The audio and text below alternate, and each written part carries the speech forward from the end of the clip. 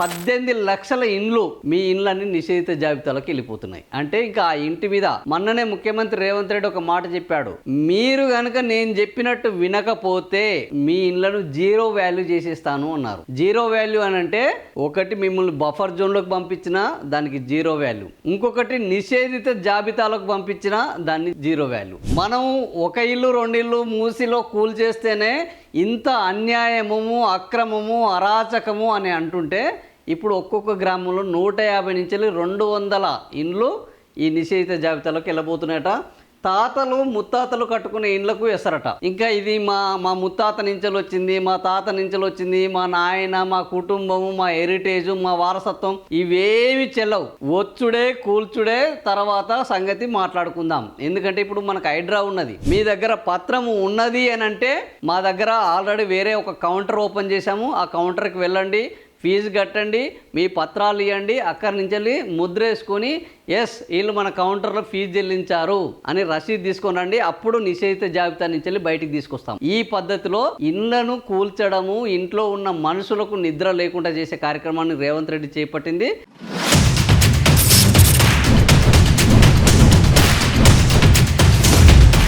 ఇది నిషేధిత జాబితాలోకి ఇండ్లు పోతున్నాయి.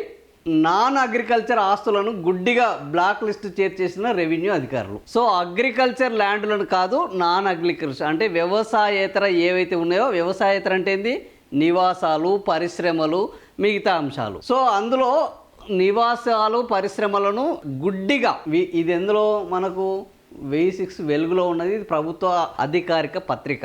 ఇందులో ఏం చేస్తున్నారు, ప్రొహిబిటెడ్ లిస్టు 22A లోకి 18 లక్షల ఇండ్ల నెంబర్లు 9 లక్షల జాగాలు వెళ్తున్నాయట. ఒకటి కాదు రెండు కాదు, 18 లక్షల ఇండ్లు మీ ఇండ్లన్నీ నిషేధిత జాబితాలోకి వెళ్ళిపోతున్నాయి. అంటే ఇంకా ఆ ఇంటి మీద మొన్ననే ముఖ్యమంత్రి రేవంత్ రెడ్డి ఒక మాట చెప్పాడు, మీరు గనక నేను చెప్పినట్టు వినకపోతే మీ ఇండ్లను జీరో వాల్యూ చేసేస్తాను అన్నారు. జీరో వాల్యూ అని అంటే ఒకటి మిమ్మల్ని బఫర్ జోన్లోకి పంపించినా దానికి జీరో వాల్యూ, ఇంకొకటి నిషేధిత జాబితాలోకి పంపించినా దాన్ని జీరో వాల్యూ. సో ఈ నిషేధిత జాబితాలో చాలా ఉంటాయి. ఒకటి పర్యావరణం కిందకి వస్తుంది, దేవాదాయం కిందకి వస్తుంది, వక్ఫ్ బోర్డు కిందకి వస్తుంది, అసైన్ ల్యాండ్ కిందకి వస్తుంది, గవర్నమెంట్ భూములన్నీ వస్తాయి. ఇట్లా చాలా పెద్ద చిట్టా ఉన్నది. ఈ నిషేధిత జాబితాలోకి ఎన్ని ఇళ్లను తీసుకుపోతున్నాడు, 18 లక్షల ఇండ్లను నిషేధిత జాబితాలోకి తీసుకెళ్తున్నారట.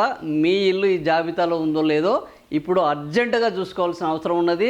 ఏరికోరి ప్రజాపాలన అని తెచ్చుకుంటే ఈ ప్రజాపాలనలో జరుగుతున్నది ఏందంటే వాళ్ళు వెతికి మన ఇండ్లను కూల్చేస్తున్నారు, మన ఇండ్లను నిషేధిత జాబితాలోకి తోచేస్తున్నారు.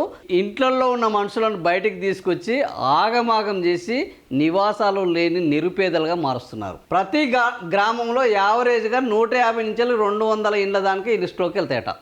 ఇక చూసుకోండి, హైదరాబాద్లో చుట్టుపక్కల ప్రాంతంలో ఒక్కో గ్రామంలో 150 నుంచి 200 ఇండ్లు పోతున్నాయి. మనం ఒక ఇల్లు రెండు ఇల్లు మూసిలో కూల్ చేస్తేనే ఇంత అన్యాయము అక్రమము అరాచకము అని అంటుంటే ఇప్పుడు ఒక్కొక్క గ్రామంలో 150 నుంచి 200 ఇండ్లు ఈ నిషేధిత జాబితాలోకి వెళ్ళబోతున్నాయట. తాతలు ముత్తాతలు కట్టుకునే ఇండ్లకు ఎసరట. ఇంకా ఇది మా ముత్తాత నుంచెలు వచ్చింది, మా తాత నుంచెలు వచ్చింది, మా నాయన, మా కుటుంబము, మా హెరిటేజ్, మా వారసత్వం ఇవేమి చెల్లవు. వచ్చుడే కూల్చుడే తర్వాత సంగతి మాట్లాడుకుందాం. ఎందుకంటే ఇప్పుడు మనకు హైడ్రా ఉన్నది. నిన్న రంగనాథ్ చాలా గొప్పలు చెప్పాడు. ఆ గొప్పలు చెప్తుంటే ఆడ ఎవరు లేరు, కానీ ఇక దగ్గర ఉన్నోళ్ళు మోసపోయిన వాళ్ళు అయితే చెప్పులు పట్టుకొని కొట్టేటట్టున్నారు. ఆ రకంగా ఉన్నది ఆయనకు. అసలు నేను తప్పు చేస్తున్నానన్న పశ్చాత్తాపం వీసమెత్తు కూడా లేని ఒక కమిషనర్ ఎవరు ఉన్నారంటే ఈరోజు హైదరాబాద్లో ఆయన బయటికి వెళ్ళే ముందు మేకప్లు వేసుకోవడము, ఆ మేకప్లు వేసుకున్న తర్వాత మీడియా వాళ్ళందరితోటి నన్నే చూపెట్టాలనడం, నా గొప్పలు ప్రదర్శించాలనడం, ఈ రకంగా చేస్తున్నారు. కాబట్టి ఇప్పుడు మీ ఇండ్లు తాతలై ముత్తాతలై మేము 50 ఏళ్ళ నుంచి 70 ఏళ్ళ నుంచి 150 ఏళ్ళ నుంచి ఉంటున్నామంటే మా దగ్గర ఇవన్నీ నడవేరా భయ్. ఫస్ట్ మేము కూల్ చేస్తాము, తర్వాత నీ దిక్కున్న చోట చెప్పుకో. వాళ్ళు వచ్చి అప్పుడు ఎలగబెట్టినప్పుడు మేము చూస్తాం, ఆ లోపు మా ప్రభుత్వం అయిపోతుంది, మేము అనుకున్న వాళ్ళకు ఆ భూములను కేటాయిస్తాం, వాడు వచ్చి ఇండ్లు కట్టేస్తారు, నీ దిక్కున్న చోట చెప్పుకో అనే పద్ధతిలో ఈ నిషేధిత జాబితాలో ఉన్న ఇండ్లను కూల్చబోతున్నారు. 2 నెలల క్రితం వరకు రిజిస్ట్రేషన్లు, ఇప్పుడు నిషేధిత జాబితా అంటూ రిజెక్ట్. ఇది ఈ ప్రభుత్వంలో తీరు ఏంటంటే, ఈ ప్రభుత్వం వచ్చి 2.5 ఏళ్ళు అయింది. 2.5 ఏళ్లలో వాళ్ళందరికీ అనుమతులు ఇచ్చారు, రిజిస్ట్రేషన్లు ఇచ్చారు. ఇప్పుడు లేదు తూచ్ అది నిషేధిత జాబితాలో ఉన్నది, మేము తప్పు చేశాము, మేము కళ్ళు మూసుకొని చేశాము, మా తప్పుకు శిక్ష ఏంటంటే మళ్ళా మేము తప్పును సరిదిద్దుకుంటున్నాం, మీ దాన్ని రిజెక్ట్ చేస్తున్నాం, నిషేధిత జాబితాలోకి మీ ఇంటిని తోసేస్తున్నాము అని చెప్తున్నారు. ఇంకా మాకు ప్రభుత్వం పర్మిషన్ ఇచ్చింది, మాకు ప్రభుత్వం అనుమతి ఇచ్చింది, మాకు ప్రభుత్వం విద్యుత్ ఇచ్చింది, మాకు ప్రభుత్వం నల్లా కనెక్షన్ ఇచ్చింది, మాకు ప్రభుత్వం ప్రాపర్టీ ట్యాక్స్ కట్టుకుంటుంది. ఇవన్నీ ఏవి ప్రభుత్వం నుంచి వచ్చిన ఏది కూడా అనుమతుల నుంచి మీకు ఇచ్చే వసతుల వరకు ఏవి ప్రభుత్వ గుర్తింపులు కావు. వాటికి గుర్తింపు లేదు. ఒకటే గుర్తింపు, అది నిషేధిత జాబితాలు ఉందంటే మిమ్మల్ని కూల్చేయడమే మీ గుర్తింపు. ఈ రోజు ప్రభుత్వం పద్ధతిలో చేయబోతుంది. అమ్మలేక కొనలేక సామాన్యుల అవస్థలు, దళారీల ద్వారా వెళ్తున్న బడా బాబులకు మాత్రం లైన్ క్లియర్. సో ఇది ఒక కొత్త దందా. ఇప్పుడు మీరు, అందుకనే నేను చెప్పాను, మీరు గుండె మీద చేసుకొని మీ ఇంట్లో నిమ్మలంగా నిద్రపోతున్నారు, అమ్మ మాకు సొంత ఇల్లు ఉన్నది, ఇబ్బంది లేదు అని అనుకుంటే ఇమ్మీడియట్ గా వెంటనే నిద్ర మేల్కొని మీ ఇల్లు నిషేధిత జాబితాలకు పోతుందా లేదా చెక్ చేసుకోవాలి. ఒకవేళ పోయేటట్టుంటే వెంటనే దీన్ని బయటకు తీసుకొచ్చేది ఎట్లని ఆలోచించాలి. ఆలోచించడానికి కూడా వాళ్ళొక మార్గాన్ని సిద్ధం చేశారు. ఏం మార్గము? ఒక దళారీ వ్యవస్థను తయారు చేశారు. మీరు వెంటనే ఆ దళారీ వ్యవస్థ దగ్గరికి వెళ్ళి మీ కాగితాలు, మీ పత్రాలు, మీకున్న గుర్తింపులు, మీకున్న అనుమతులు అవన్నీ వాళ్ళ ముందట పెట్టి, అయ్యా ఇది మా ఇల్లు అని అంటే, అవునా అంతా కరెక్ట్గానే ఉన్నది కానీ మరి దీనికి ఖర్చు అవుతుంది అంటారు. అదేంది స్వామి అంతా బాగానే ఉన్నది కా? అవును అంతా బాగానే ఉన్నది, వచ్చి కూలగొడితే మళ్ళీ కట్టుకుంటుంది నీ ఖర్చు కాదా? మళ్ళీ కోర్టులకు తిరగడానికి ఖర్చు కాదా? కూలగొట్టిన తర్వాత నువ్వు బయట ఉంటే ఖర్చు కాదా? ఇన్ని ఖర్చులతో పోల్చుకుంటే నాకు ఇచ్చే కమిషన్ చాలా తక్కువ. ఆ ఖర్చును మీరు భరిస్తే నేను పోయి మీ ఇల్లు నిషేధిత జాబితాలో లేదు, నిషేధిత జాబితాలో పెట్టొద్దు అని నా వంతు పైరవి చేస్తాను అని చెప్తాడు ఆయన. ఇది దళారీల ద్వారా వెళ్తున్న బడాబాబులకు. సో నేను మీకు పైరవి చేస్తాను, అప్పుడు మీ ఇల్లు నిషేధిత జాబితా నుంచి బయటకు వస్తుంది. బయటకు వస్తే నువ్వు నిమ్మలంగా ఉండొచ్చు. అప్పుడు ఇప్పుడు అడ్వాన్సే, ఆ తర్వాత మొత్తం ఇచ్చేసాయి. ఇది ఎందుకు ఇన్ని లక్షల ఇండ్లు అంటే, ఇప్పుడు కాంగ్రెస్ నాయకులు వచ్చే ఎన్నికల్లో కూడా స్వతంత్రంగా ఎవ్వడికి వాడు ఖర్చు పెట్టుకోవాలి. ఏ నియోజకవర్గంలో ఉన్నవాడో ఆ నియోజకవర్గంలో ఖర్చును భరించాలి. హైదరాబాదు ఈసారి రాలేదు, ఒక్క సీటు కూడా రాలేదు. కాబట్టి ఒక్క సీటు కూడా ఈ రాని హైదరాబాదు ప్రజల ఈపు విమానం మూత మోగించాలి. ఎవ్వడు ఇక్కడ నిమ్మలంగా నిద్రపోవడానికి వీలు లేదు. కాబట్టి వీళ్ళ దగ్గర నుంచి డబ్బులు వసూలు చేయాలంటే ఫస్ట్ మీ ఇంట్లో ఏవి కూడా మూసి కింద, బఫర్ జోన్ కింద మేము ప్రకటిస్తాము, వచ్చి మేము చెప్పినట్టు వినాలి. నిషేధిత జాబితా కింద ప్రకటిస్తాము, మేము చెప్పినట్టు వినాలి. ఇవి మొత్తం అసలు ప్రభుత్వ భూములని మేము వేలం వేస్తాం, మేము చెప్పినట్టు వినాలి. ఈ పద్ధతిలో ఈ రోజు అనుమతులు అన్ని సక్రమంగా ఉండి ప్రభుత్వ వసతులు అన్ని పొందుతున్న ఇండ్లకు సర్కారు, రేవంత్ సర్కారు చూపుతున్న కొత్త విధానం ఏంటంటే, మీ ఇండ్లు 9 లక్షల జాగలు, 18 లక్షల ఇండ్లు ఈ రోజు నిషేధిత జాబితాలోకి. కేవలం ఇది హైదరాబాద్ సంబంధించింది. ఇక మొత్తం హైదరాబాదు, రంగారెడ్డి, మేడ్చలు, మెదకు, ఈ నల్గొండ, యాదాద్రి ఇవన్నీ చూసుకుంటే 1 కోటి ఎకరాలను దాదాపుగా నిషేధిత జాబితాలోకి చేర్చబోతున్నారు. భూభారతిలో 1 కోటి ఎకరాలను, ఈ 1 కోటి ఎకరాలు కూడా అత్యంత విలువైన భూములు. గ్రీన్ ఫీల్డ్ పేరుతోటి, ఫ్యూచర్ సిటీ పేరుతోటి, యాదాద్రి పేరుతోటి, ఇట్లా రకరకాల పేరుతోటి రియల్ ఎస్టేట్ వేయడానికి, వీళ్ళు అనుకున్న రియల్ ఎస్టేటు కార్యక్రమాలు సాగించడానికి ఈ దాదాపుగా 1 కోటి ఎకరాలను ఇప్పటి వరకు గుర్తించింది 18 లక్షలు. 1 కోటి ఎకరాలను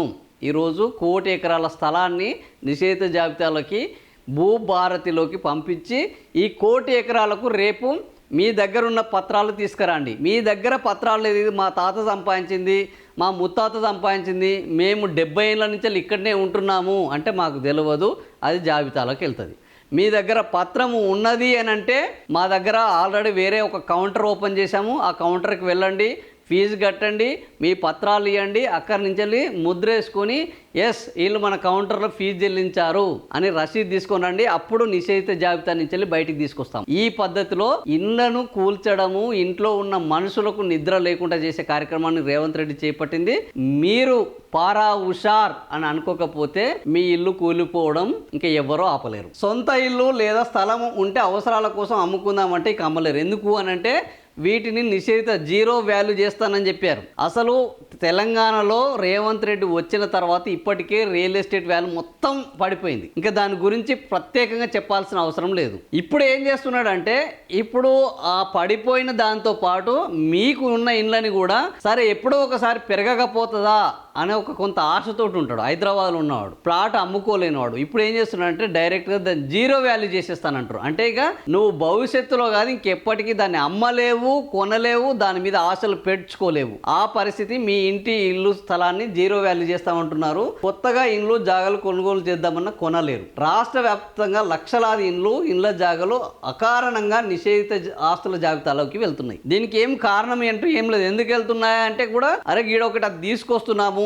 మేము మీకు నోటీస్ ఇస్తాము, ఇవి తీసుకెళ్తున్నాము, లేదా దీని మీద ఒక ప్రభుత్వంలో ఒక పిటిషన్ వచ్చింది, కోర్టులో ఒక పిటిషన్ వచ్చింది, విచారణ, ఇవన్నీ ఏమి లేవు. అకారణంగా వానికి కలవడ్డది, వానికి కోరిక పుట్టింది, వెంటనే నీ ఇంటికి వస్తుండే ఇది నిషేధిత జాబితాలో ఉంది అంటున్నాడు. ఇక ఇప్పుడు నేను నీ మీద బురదేస్తాను, ఈ బురదనికి అడుక్కోవాల్సింది నీదే అనే పద్ధతిలో ఈరోజు ప్రభుత్వం వ్యవహరిస్తుంది. విచిత్రం ఏంటంటే ప్రభుత్వం మీద మనం నిందలేస్తే ప్రభుత్వం సమాధానం చెప్పాలి. ఇప్పుడు ప్రభుత్వమే నీ ఇంటి మీదకి వచ్చి అరే బాబు ఇది నీ ఇల్లు కాదంటే నువ్వు ప్రభుత్వానికి చెప్పుకోవాల్సిన పరిస్థితి ఏర్పడ్డది. హైకోర్టు ఆదేశాలతో నిషేధిత జాబితా సిద్ధం చేసిన రెవెన్యూ యంత్రాంగం నాన్ అగ్రికల్చర్ ఆస్తుల కిందకు వచ్చే ఇండ్ల జాగాలను సైతం గుడ్డిగా 22A నిషేధిత జాబితాలోకి చేర్చింది. ఈ నిర్ణయంతో ప్రతి గ్రామంలో యావరేజ్గా 200 నుంచి 300 ఇండ్లు ప్రొహిబిటెడ్. ఎన్నో ఏళ్ల కింద తాతలు కట్టినవి ఇవన్నీ కూడా అందులోకి వేస్తున్నారు.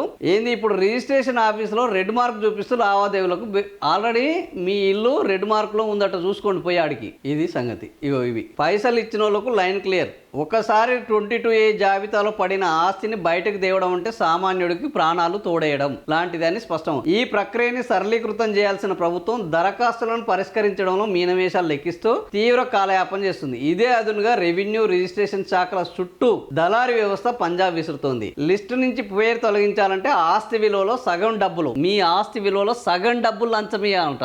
లంచం ఎంత అంటే ఏదో మీ ఆస్తి విలువ 20 లక్షలు ఉన్నది, ఓ 5 లక్షలు ఇద్దాము, 2 లక్షలు ఇద్దాము, అప్పు తెచ్చు అంటే అది కాదు నాయన.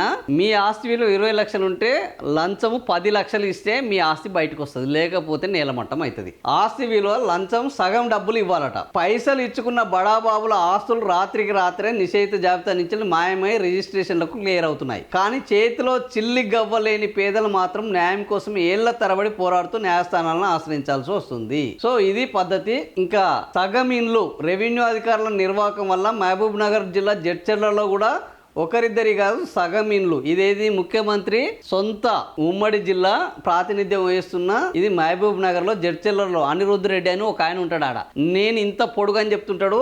ఆ ఊర్లో కూడా 250 ఇండ్లను నిషేధిత జాబితాలకు చేర్చారట. ఒకటి కాదు, రెండు కాదు, 250 ఇండ్లను ఇంకా వాళ్ళు అమ్ముకోలేరు, కొనుక్కోలేరు, దాని మీద లోను తెచ్చుకోలేరు. దాని మీద మొత్తం ఆశలు ఏ నిమిషంలో వచ్చి బుల్డోజర్ కూలగొడుతుందో తెలియదు. ఇప్పుడు మొన్న ఖమ్మంలో కూలగొట్టారు కదా, అర్ధరాత్రి 12 గంటలకు బుల్డోజర్లు వచ్చి మీ ఇంట్లో ఉన్న కనీసం ఒక అంగీని కూడా తీసుకొనియకుండా, ఒక చొక్కాని కూడా తీసుకొనియకుండా, మీ యొక్క చిన్న ఒక బియ్యాన్ని కూడా బయటికి తీసుకొనియకుండా మీ ఇళ్ళని నేలమట్టం చేస్తారు. మిమ్మల్ని కట్టుబట్టలతోటి రోడ్డు మీద నిలబెడతారు. ఇదే జరుగుతుంది ముందే మీరు మేల్కొక్కపోతే. లోన్ రాక బిడ్డ పెళ్లి ఆగింది. కరీంనగర్ జిల్లా చొప్పదండికి చెందిన చిరు వ్యాపారి తన కూతురు పెళ్లి నిశ్చయం కావడంతో పెళ్లి ఖర్చుల కోసం ఉంటున్న ఇంటిని తాకట్టు పట్టి 10 లక్షలు లోన్ తీసుకున్నాడు.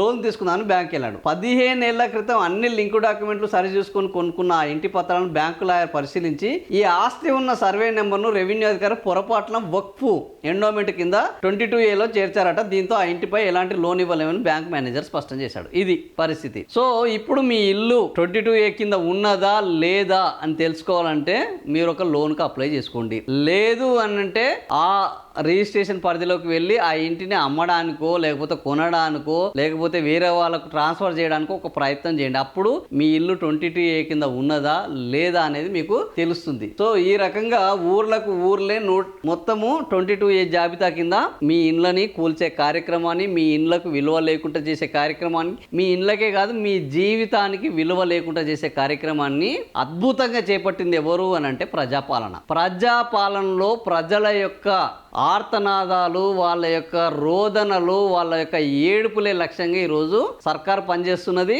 ఇంకా ఈ ప్రజాపాలన గురించి ఈరోజు గొప్పగా మాట్లాడుతున్న మేధావులు, నాయకులు వీళ్ళందరూ ఈరోజు దీని గురించి మాట్లాడండి. ఊరికి 150 నుంచి 250 ఇండ్లు కూలగొడితే ఆ ఊరిని ఊరంటారా, శ్మశాన వాటికి అంటారా తేల్చాలి. ఇప్పుడు కూల్చాల్సింది వాస్తవానికి ఇండ్లనా లేకపోతే ప్రభుత్వాన్న? ఇండ్ల తెరువు వచ్చే బుల్డోజర్ల మీద ఈ రాష్ట్ర ప్రజలు రేపటి నుంచి ఏం చేయాలి? పెట్రోల్ బాంబులు పట్టుకొని ఎదురుబడి నిలబడాలనా, లేకపోతే వాళ్లకు ఆరతి ఇస్తూ పల్లెల్లో ఆరతి ఇస్తూ పూలదండలేసి ఇండ్లు కూల్చమని ఆహ్వానించాలనా? రేవంత్ సర్కారు ఒక దుర్మార్గుడు పాలకుడు అయితే ఆ రాజ్యంలో హింస, ఆ రాజ్యంలో శాంతి భద్రతలు, ఆ రాజ్యంలో సంక్షేమం ఏ రకంగా సంక్షోభంలోకి వెళ్తుంది అనే దానికి ఇది ప్రత్యక్ష నిదర్శనం. ఒక్క ఇల్లు, ఒక గ్రామంలో ఒక ఇల్లు నిషేధిత జాబితాలకు పోతేనే ఆ ఊరు మొత్తము బాధపడాలి. అలాంటిది ఒక్కొక్క ఊర్లో 250 ఇండ్లు నిషేధిత జాబితాలకు వెళ్ళి వాళ్ళు అమ్ముకోలేక కొనుక్కోలేక ఆ ఇంట్లో ఉండి ఒక జీవోత్సవం లెక్క ఉండాల్సిన పరిస్థితి ఏర్పడితే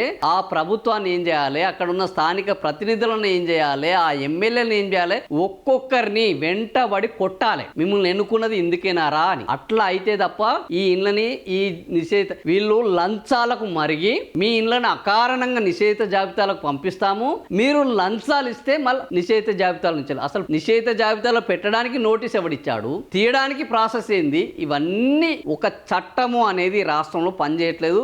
దౌర్జన్యం, దోపిడీ, అరాచకం, ఆక్రమణలు ఇవే లక్ష్యాలుగా, ఇవే ప్రమాణాలుగా, ఇవే చట్టాలుగా ఈరోజు తెలంగాణలో ప్రభుత్వ పాలన కొనసాగుతుంది. దీనికి ప్రజలు తిరగబడితే తప్ప, ప్రజల్లో చైతన్యం వస్తే తప్ప, ఇంకా మేము చేతగాని వాళ్ళమని కూర్చున్నంత కాలము మీ మీద ఈ దురాగతాలు, ఈ దౌర్జన్యాలు, ఈ ఆక్రమణలు కొనసాగుతాయి. ఇంకా తిరగబడాల్సిన సమయం వచ్చేసింది. ఇంటి మీదికి వస్తే వాడి అంతు తేలుస్తాము, ఇంటి మీదకి వచ్చిన వాడు బతికి బట్టగట్టడు అన్న పద్ధతిలో ఉంటే అధికారి కాదు ఇంకెవ్వడు రాడు. ఈ తెగువ, ఈ ధైర్యము తెలంగాణ చూపాల్సిన సమయం ఆసన్నమైంది. మరి ఏం జరుగుతుందో చూద్దాం.